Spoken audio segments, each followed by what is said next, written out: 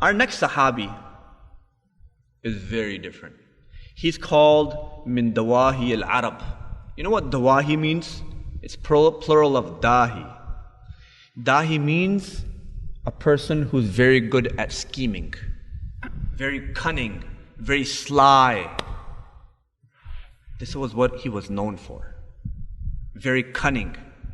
Now this trait, to be a cunning person, is usually considered very negative. But obviously, you can use any trait that has been given to you by Allah in a good way or in a bad way.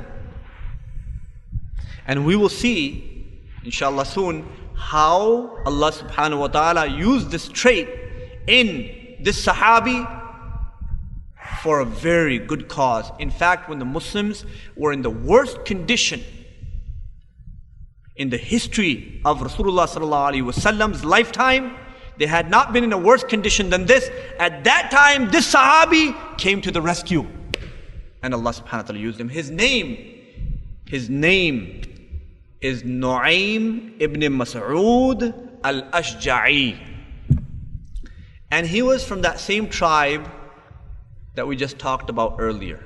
And that's why I decided to talk about him after talking about Usayd bin Hudayr radhiyallahu anhu. He was from the tribe of Banu Ghatfan. The tribe of Banu Ghatfan. Banu Ghatfan was located on the east of Medina Munawwara, a couple hundred miles away, in the region of Najd. And it was a very ignoble tribe. It was not a noble tribe. It was known to be a very treacherous tribe, very greedy. At any moment, whenever they got an opportunity to attack the Muslims, to oppress the Muslims, they did it.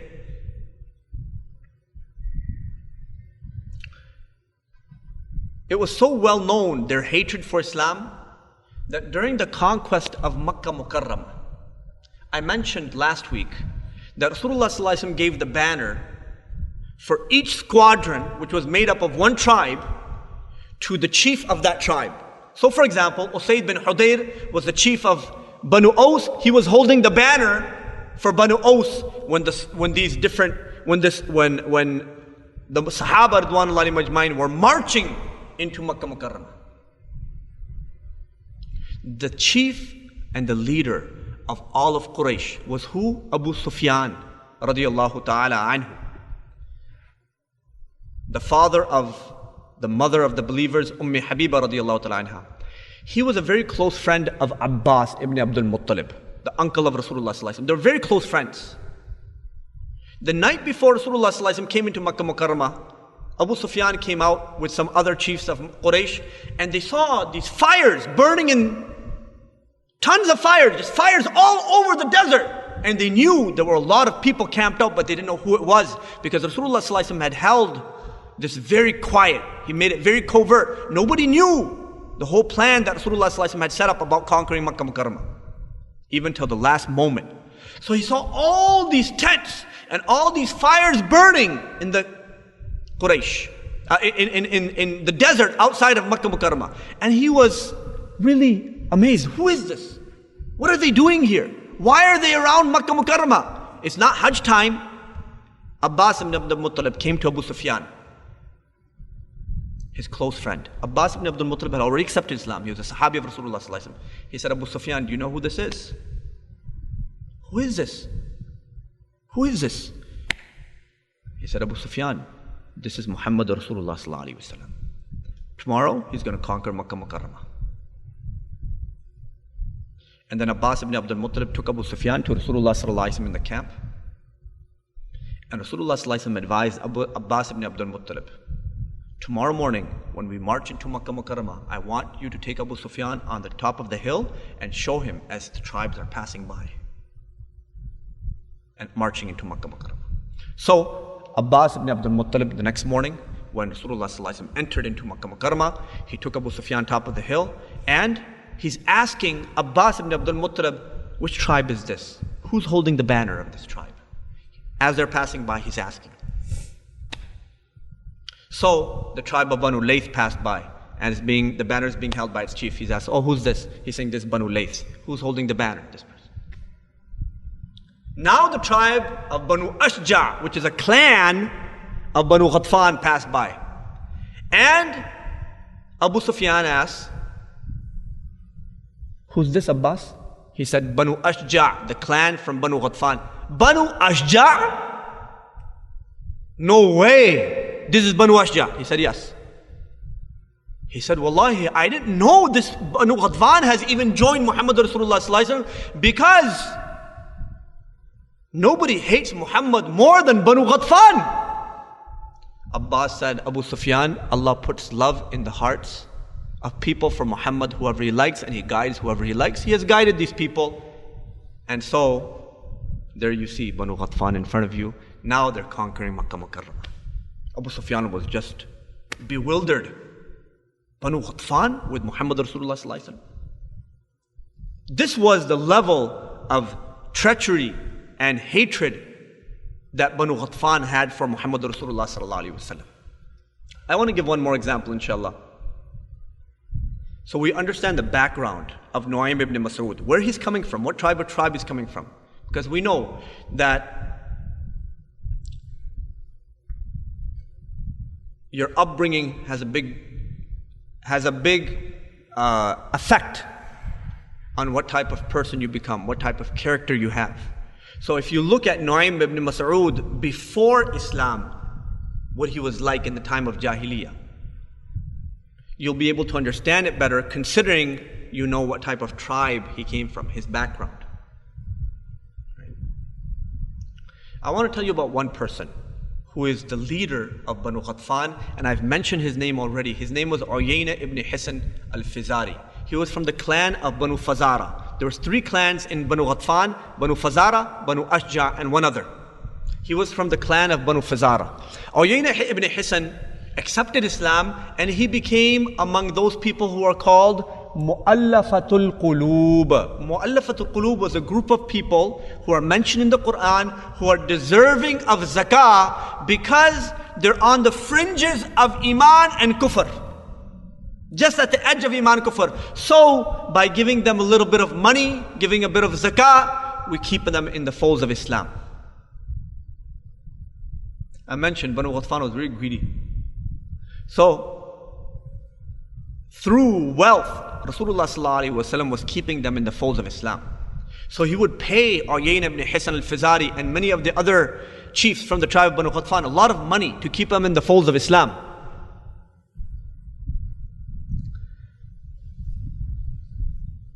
After Rasulullah sallallahu alaihi wasallam passed away and the uprising started, in which people, almost 85% of the Arabian Peninsula renounced Islam. They turned against Islam. And some of them joined Musaylima Kadhab towards the east. Some of them joined Tulayha al-Asadi, another false prophet from the south. This tribe, Banu Ghatfan, chose to be with Tulayha al-Asadi. And they fought against Khalid bin Walid. Uyaynah ibn Hisn al-Fazari, he renounced Islam and joined Tulayha al-Asadi. And he is one of the main people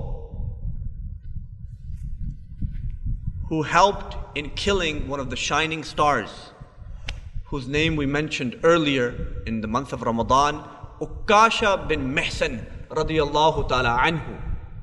When Tulayha al-Asadi in a duel killed Ukasha bin Mihsan, and he came back to his army, he put Uyaynah ibn Hisn al-Fazari as a replacement for him until he returned.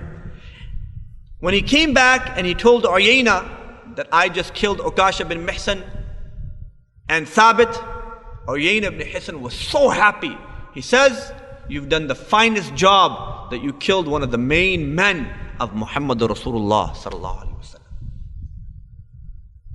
But he accepted Islam again after Rasulullah sallallahu alaihi wasallam had already passed away, in the Khilafah of Abu Bakr Siddiq radhiyallahu ta'ala.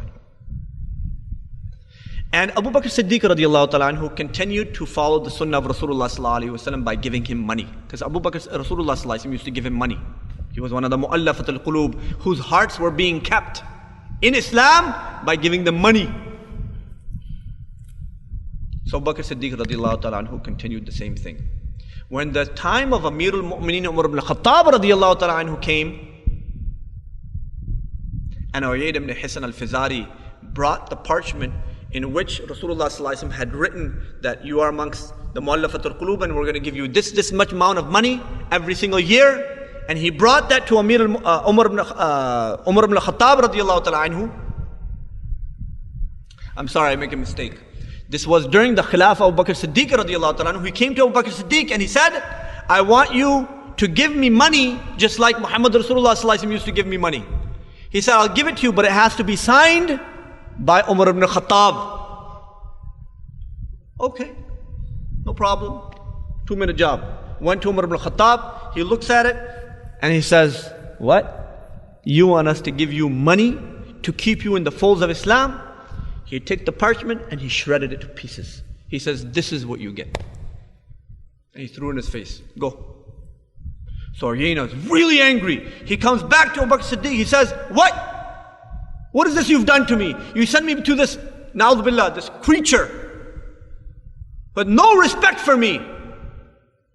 I'm the emir, I'm the leader of the tribe of Banu Ghatfan, and you told me to take the parchment. I took it to him. He shredded it in pieces. He has no respect for you. You're the one who sent me. And he has no respect for me. I'm the leader of Banu Ghatfan.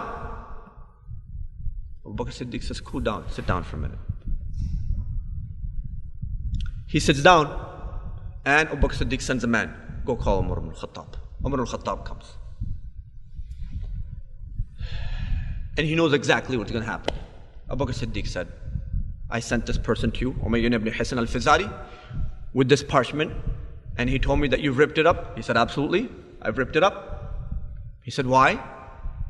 He said that during the time of Rasulullah sallallahu alaihi wasallam, we were in need of more people. We needed to show our strength through our numbers, because that's what the Arabs looked at. But alhamdulillah, now Islam is spreading, and now we are strong. We have no need to give money to anybody. And so that was only limited, restricted to the time of Rasulullah sallallahu alaihi wasallam. There's no mu'allafatul qulub anymore. This is why many of our scholars believe that this specific section of people who are deserving of zakah does not exist anymore. The mu'allafat al-qulub was only during the time of Rasulullah sallallahu alaihi wasallam, and this was the fatwa of Umar ibn Khattab. Many of the scholars who say that take this from Umar ibn Khattab radhiyallahu ta'ala anhu. Take the fatwa of Umar ibn Khattab radhiyallahu ta'ala anhu. So Abu Bakr Siddiq radhiyallahu ta'ala anhu said that you should have at least consulted with me. He said, what's the need for me to consult with you on this issue? This is very clear. So anyways, this was Uyaynah ibn Hisn al-Fizari. And you can see his jahala, his ignorance, even after Rasulullah sallallahu alaihi wasallam passed away during the Khilafah of Abu Bakr Siddiq radhiyallahu anhu. And this jahala, this ignorance, the sense of greed for wealth, and this ignorance towards the true guidance of Islam, knowing the reality that this wealth and this dunya means nothing. What really matters is your akhirah. He still didn't get it, because there's another incident mentioned that I'm going to narrate inshallah, and then we're going to end with this, and then we'll talk about Nuaim inshallah next week, in light of this background, knowing which tribe that he came from. This narration is mentioned in Riyadh al-Salihin as well. Amir al-Mu'mineen Umar ibn Khattab radhiyallahu ta'ala anhu, whenever he had important decisions that he wanted to make, he had a council of people who he used to consult with before he made those decisions. One of the people who was a member of this council, his name was Hur bin Qais, and he was the nephew of this Uyaynah ibn Hisn al-Fizari, person of great taqwa. Just imagine his status, that he was a part of the council whom Amir al-Mu'mineen Umar ibn Khattab radhiyallahu anhu used to consult with. Imagine. Once Uyaynah ibn Hisn al-Fizari came to his nephew and he says, Hur, I know you have very high status with Umar ibn Khattab, and you have a close relationship with him, and you're a member of his council. I want you to get permission from him so that I can sit in the council too. I want to sit there one day when you have your meetings. I want to sit in as well.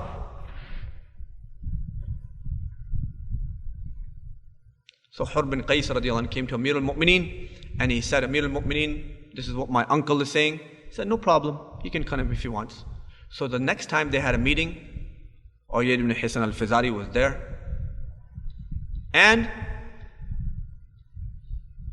the meeting started, Amir al-Mu'mineen started speaking, consulting, and suddenly Uyaynah ibn Hisn al-Fazari just interjects.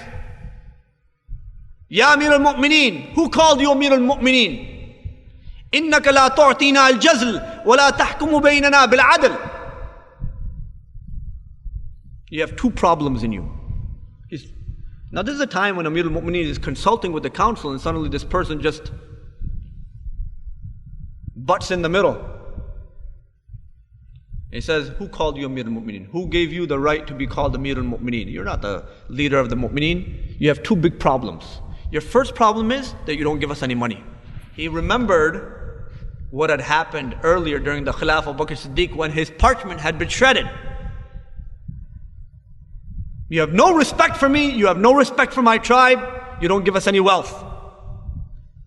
Number two, you never make decisions with justice. You are not fair. You're a very unfair person. You have no right to become Amir al-Mu'mineen. So Umar ibn Khattab radhiyallahu ta'ala was full of anger. Hur ibn Qais radhiyallahu saw that he's about to just beat him right there. Hamma yuqi alayh. He's about to just jump on him. And Hur ibn Qais radhiyallahu recites the ayah. He says, Ya Amir al-Mu'mineen, خذ العفو وأمر بالعرف وعارض عن الجاهلين إنه من الجاهلين.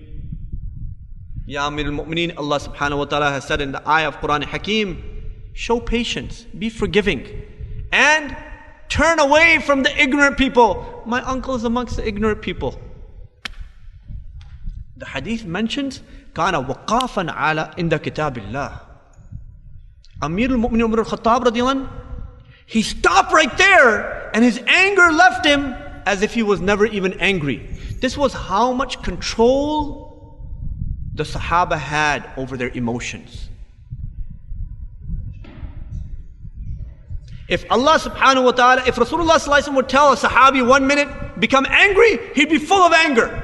Next minute tell him, be full of love, and he'd be full of love. That's how much control they had over their emotions.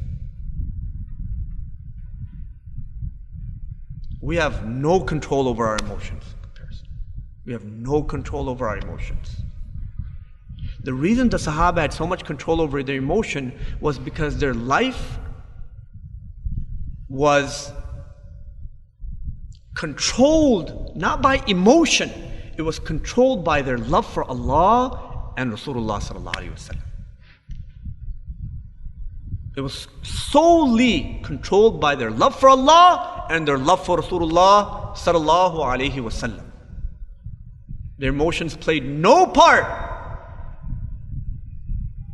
in the decisions that they made in their life. Even though sometimes it looks like that was the case.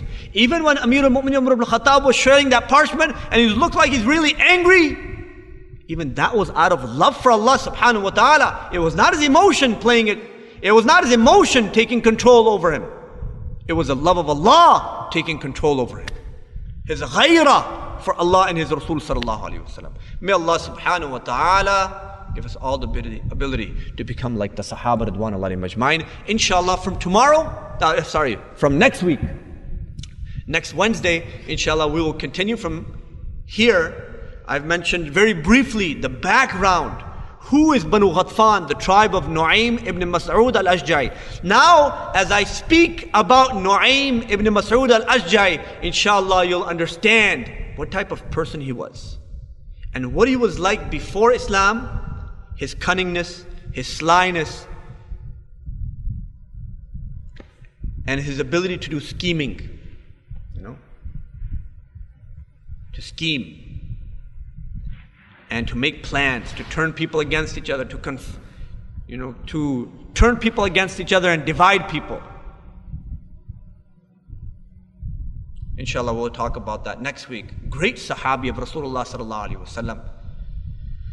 سبحان ربك رب العزة عما يصفون وسلام على المرسلين والحمد لله رب العالمين. جزاكم الله خير. أحسن الجزاء.